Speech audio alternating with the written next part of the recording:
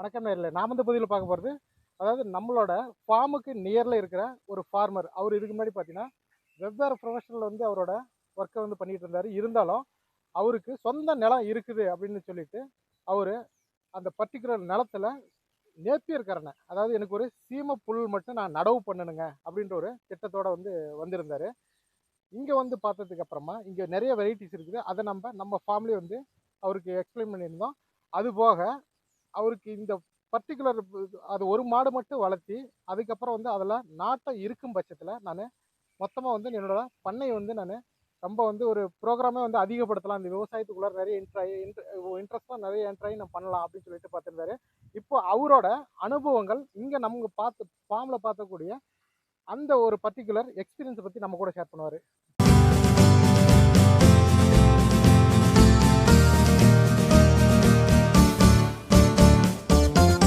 பேர் கோவிந்தராஜ். நான் வந்து இங்கே காவிரிபுரத்தில் தான் இருக்கிறேன். ஹோட்டல் கடை வச்சுருக்கேன். இப்போ புதுசாக மாடு வாங்கினதுனால காடும் ஒரு 4 ஏக்கரா இருக்குது.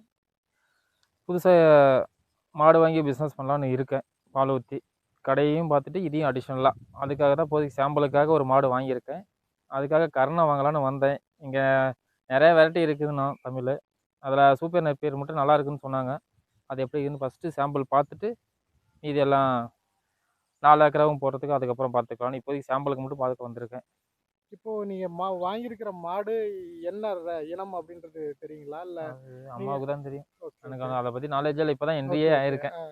இப்போ இந்த மாட்டுக்கு சூப்பர் நேப்பியர் பரவாயில்ல. ஏன்னா ஃபர்ஸ்ட் ப்ரிலிமினரியா நீங்க ஒன்று போட போறீங்க. அதனால சூப்பர் நேப்பியர் மட்டும் போதும் அப்படின்னு சொல்லிட்டு உங்களுக்கு பரிந்துரை சொல்றேன். அதை மட்டும் நீ 2 இடைவெளியில நீங்க வச்சுக்கிட்டா போதுங்க. அது ஒரு பர்டிகுலரா பார்த்தீங்கன்னா ஒரு 70 நாள்ல ஃபர்ஸ்ட் ஹார்வெஸ்ட் நீங்க எடுத்துக்கலாம். அதுல இருந்து முதல் அறுவடை எடுத்ததுக்கு அப்புறமா நீங்க 30 நாளைக்கு ஒரு டைம் கண்டினியூ கட் பண்ணி கொடுத்துக்கலாம். அதாவது நீங்க இப்போதைக்கு எவ்வளவு இடத்துல நீங்க நடவு பண்ணலான்ற ஒரு திட்டம், அதாவது ஒரு இத்தனை சென்ட் அப்படின்றது ஒரு மாடு வச்சிருக்கீங்க. கண்டிப்பா வந்து ஏக்கர் கணக்குல போட முடியாது. சென்ட் அளவுலாம் எனக்கு தெரியல. இப்போதைக்கு ஆள் விட்டு ஒரு 5 கால் போட்டு விட்டுருக்கு ஓட்டி. ஓகே, ஒரு 300 கரணி அளவுக்கு நடுற அளவுக்கு அந்த அளவுக்கு இருக்கும். அப்படின்னா உங்களுக்கு ஒரு 5 கால் ஒரு 7-8 சென்ட் அந்த அளவுக்கு வருங்க. ஸோ அந்த மாதிரி. ஸோ இப்போ நீங்க பர்டிகுலரா இப்போ வாங்கிட்டு வந்துட்டு கண்ணு போட்டுருச்சு அப்படின்னு சொல்றீங்க. இப்போ அதுக்கு இந்த சமயத்துல என்ன மாதிரியான தீவனத்தை கொடுக்குறீங்க? இப்போ வரப்பில் தான் கொடுக்கணும்னு சொல்லி அம்மா நிலமையில கண்ணு போட்டு எத்தனை நாள் ஆகுதுங்க?